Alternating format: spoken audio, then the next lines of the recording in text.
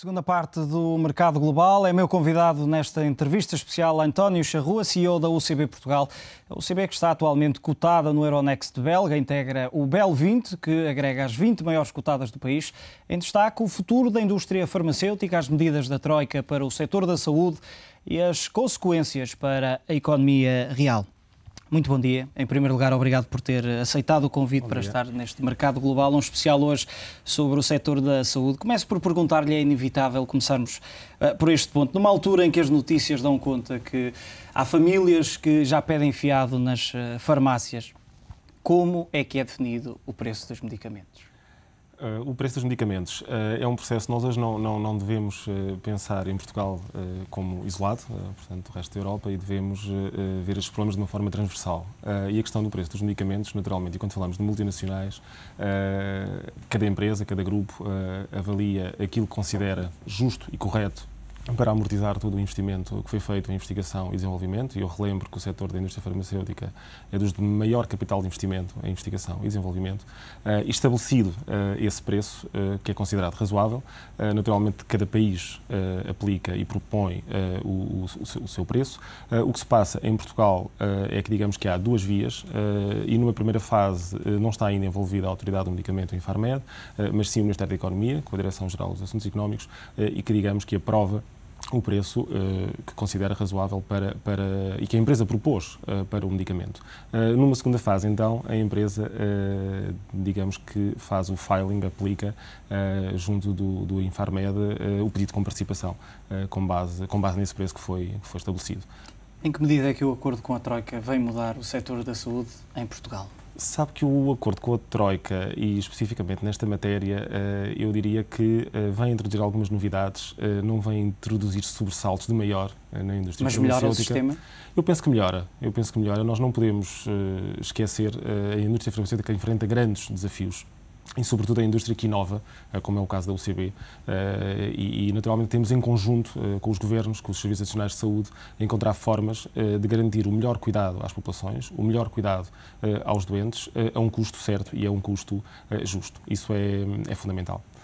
Olhando da despesa com medicamentos, e está a este nível prevista uma alteração à revisão anual de preços de referência, a lei nesta altura prevê que Portugal faça uma comparação anual do preço dos medicamentos com outros 4 países, nomeadamente Espanha, França, Grécia e Itália. Esta revisão obriga de alguma forma os remédios a manter ou a descer? O que se vai passar daqui para a frente ao nível dos preços? O objetivo, conforme eu referi, é encontrar o preço correto e justo. Não vivemos isolados da Europa, vivemos de uma forma transversal e, portanto, temos que encontrar os caminhos mais corretos e os caminhos mais certos.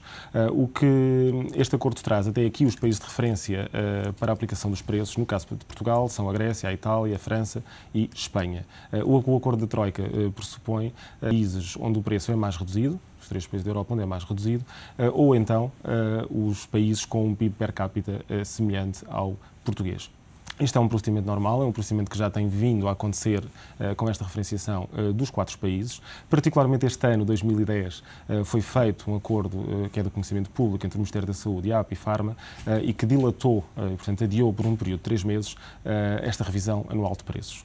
A razão prende-se com um ano absolutamente instável que nós tivemos em 2010, com 3 reduções de preços consecutivas e que vieram realmente criar alguma instabilidade, porque quando as coisas são feitas de forma planeada e em conjunto com os diversos parceiros e interlocutores no mercado, as coisas são mais fáceis. Quando há medidas avulsadas... Algumas dificuldades, essas medidas? Essas medidas trouxeram sobretudo naquilo que é o planeamento, porque num período de 12 meses ter 3 descidas seguidas com intervalos de 2, 3 meses, como deve imaginar, altera toda a planificação que as empresas fazem. E, portanto, com base nisso, e este acordo pressupõe o compromisso de uma redução no consumo de medicamentos face ao ano 2010, e é um compromisso entre a Apifarma e o Ministério da Saúde, e pressupõe já também esse compromisso para 2012, e, portanto, se vierem a ser cumpridos estas reduções, que até agora, de acordo com aquilo que nós temos vindo a acompanhar, estão a ser conseguidos, não vai haver revisão excepcional de preços durante o ano 2010. Mas como digo, perdão, 2011. Mas como digo, esta revisão tem que ser feita e monitorizada trimestralmente. Aquilo que está a acontecer, e quando analisamos os primeiros 4 meses deste ano, é que estamos com uma redução face ao ano anterior, em período homólogo, já de 130 milhões de euros para um objetivo de 235 milhões, 234 milhões, que foi preconizado para 2012. Pelo menos até 2012 haverá uma queda superior a 200 milhões ao nível da despesa com medicamentos. É essa também uma das medidas que, no fundo, está em cima da mesa. Estando à frente de uma biofarmacêutica, parece-lhe uma medida razoável nesta altura. Já frisou as dificuldades que tiveram e, naturalmente, que trouxe custos acrescidos para as farmacêuticas, estas 3 alterações que ocorreram no último ano. Vê com bons olhos estas Mais mudanças? uma vez, eu penso que é importante, em conjunto, nós temos que garantir a sustentabilidade do sistema e, acima de tudo, e num espírito de cidadania, temos que encontrar soluções para conseguir tratar as nossas populações no médio e no longo prazo. Em Portugal, e Portugal não é uma exceção, de uma forma geral, por toda a Europa, a população está a envelhecer, e está-se a tornar cada vez naturalmente mais exigente, mais informada, e não devemos esquecer, há um dado importante, hoje existe cerca de um reformado por cada 4 pessoas ativas na Europa, perspectiva-se que em 2050 este rácio seja de 1 para 2, e portanto temos que encontrar soluções que permitam financiar os medicamentos, que permitam tratar as pessoas de uma forma adequada, e tem que ser uma decisão concertada. E por isso temos que perceber como é que trabalhamos com os patentes, quando acabam as patentes, quando entram os genéricos. Há vários mecanismos para, em conjunto, conseguir, digamos, proteger e garantir que essa inovação é alimentada e que essa inovação vai continuar a surgir. Do lado das farmacêuticas, há preocupação ou há alguma mudança que ocorra devido, não apenas esquecendo o memorando com a Troika, se não tivesse existido, olhando para a atual situação da economia portuguesa, há do lado das farmacêuticas uma preocupação, e já disse que tentam sempre estabelecer um preço que seja razoável.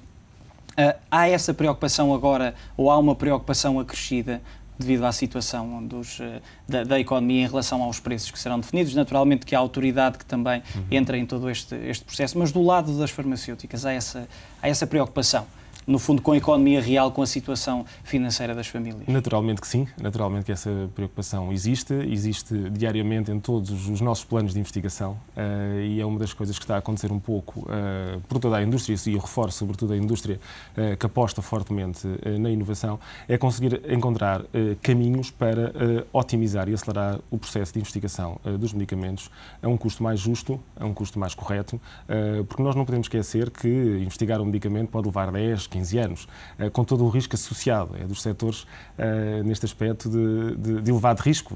Posso lhe dar um exemplo que ouvi recentemente e que achei muito curioso. Se compararmos com a indústria aeronáutica e pensarmos que, enfim, um avião de grande porte que possa estar a ser construído, se houver um problema no motor, o motor volta para o banco de ensaios, é corrigido, naturalmente com custos, mas digamos que há parte do processo que se pode manter. No caso do medicamento, aquilo que acontece é que muitas vezes, nas fases finais, verifica-se que há problemas de toxicidade e segurança, e é legítimo, e sobretudo quando falamos de medicamentos biológicos no mundo da biotecnologia, e digamos que podem ter que se perder 10 anos, 12 anos de investigação. E os números apontam para que na fase 3, que é, digamos, aquela fase final antes da entrada no mercado, cerca de 50% dos medicamentos acabam por, entre aspas, abortar e, portanto, sair da investigação clínica, e se passarmos para a fase 2, que é a fase anterior, são cerca de 80%.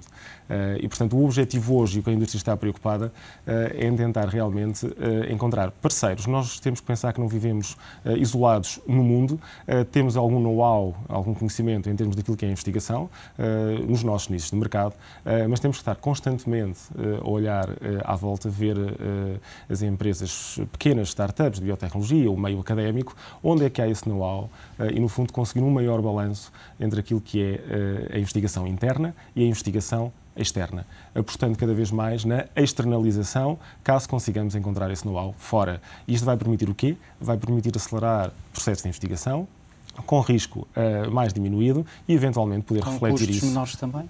Poder refletir isso, exatamente, num produto final e no preço final com que o medicamento é depois lançado ao mercado. Acabou por entrar de forma indireta na minha próxima pergunta, que diz respeito ao mercado dos genéricos e, nomeadamente, à política, à nova política dos genéricos, ou seja, privilegiar-se, de certa forma, os genéricos em detrimento dos medicamentos de marca. Concorda com esta mudança? Eu concordo em absoluto, na medida em que nós temos que, mais uma vez, trabalhamos nisto em conjunto e temos que conseguir encontrar forma de financiar a inovação biofarmacêutica, a investigação biofarmacêutica.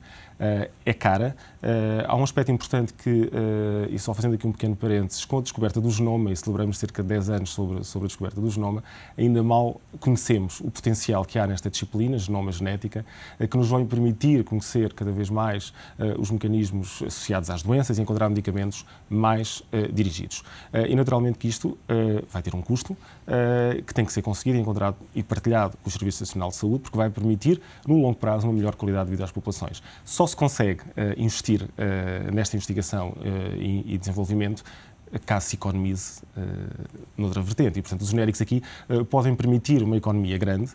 O produto já expirou o seu período de patente e eu até recomendaria isso, porque mais do que estar, e a indústria biofarmacêutica deve ser encarada como um motor de desenvolvimento económico da Europa e pode ser encarada por duas vias, ou como um alvo fácil para cortar custos de uma forma cega, ou como uma área competitiva onde se deve investir para elevar, digamos, o potencial económico da própria Europa. E, portanto, o caminho dos genéricos eu penso que é um caminho válido, que está a ser seguido. Nós verificamos, por exemplo, em Portugal, no primeiro trimestre deste ano, em termos dos medicamentos genéricos, houve um crescimento de cerca de 17% em unidades, com um decréscimo de cerca de 9,7%, 10% em valor, ou seja, estão-se a consumir mais unidades a um custo mais baixo. E se pensarmos, isto é o custo global para o utente, naturalmente que o Estado, como participa parte destes produtos, aí a descida ainda é maior. Foi uma descida de cerca de 21%. Ou seja, está-se a conseguir economizar. Agora, é importante que esta economia, naturalmente, seja canalizada para aquilo que é a inovação e para conseguir pagar a inovação em doenças crónicas, doenças graves, como falamos, por exemplo, oncologia, leucemia, e aí sim, com terapêuticas mais caras, que todos os dias estão a surgir coisas novas para poder pagar a inovação. O setor biofarmacêutico é estratégico, mas será, nesta altura, capaz de, pelo menos, ajudar a Europa a sair da crise, uma vez que estávamos a falar mais da Europa? Eu penso que sim, e deve ser encarado como um fator e como um setor estratégico e fundamental. Eu reforço, é dos setores que mais investe em investigação e desenvolvimento. As próprias alterações de que falou podem levar também à redução de custos, não apenas para as farmacêuticas, mas também para os próprios Estados, que naturalmente têm depois que incluir esses custos na despesa. Exatamente, e deve ser encarado como um fator estratégico por 3 pontos principais.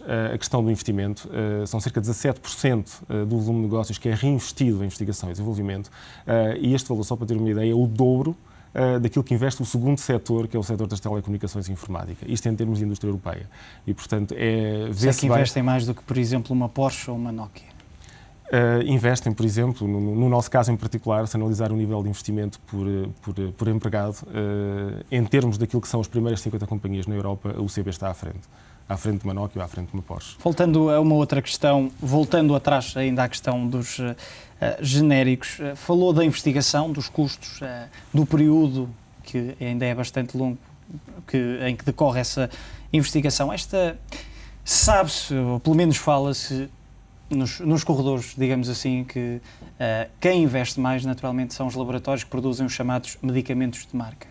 Esta prioridade dada aos genéricos pode pôr em causa essa investigação, partindo do princípio que os laboratórios que fazem os genéricos investem menos ao nível da investigação? Pode não pôr em causa, mais uma vez, depende daquilo que é um trabalho em equipa e daquilo que é, digamos, um trabalho conjunto e uma prioridade naquilo que é a investigação. E como eu referia o exemplo do ano passado, em que tivemos cortes consecutivos de preço de uma forma cega, sejam medicamentos de marca patenteados ou medicamentos genéricos, aí pode haver um espaço para tentar que realmente esse período que é dado e protegido por uma patente possa, de facto, servir para amortizar o capital que foi investido em termos de investigação e desenvolvimento. Há aqui um aspecto importante também e que, naturalmente, e hoje os processos são centralizados e, portanto, em termos da aprovação dos medicamentos de validação de eficácia e segurança são feitos a nível central, pela Agência Europeia do Medicamento, e depois cada país lança e registra o seu produto e entra num processo de comparticipação. Aquilo que é desejável é que realmente realmente, e está a acontecer, os processos de comparticipação e de lançamento nos diversos países possam ser mais rápidos para que o tempo de vida útil de uma patente seja real. E não aconteça estarmos em cada um dos países, por exemplo, está só a aproveitar 6, 5 ou 4 anos do período de patente, porque aí realmente estamos já a entrar numa zona limite à beira da entrada dos genéricos que são desejáveis, mas que já nos limita a nossa possibilidade de amortizar esse investimento.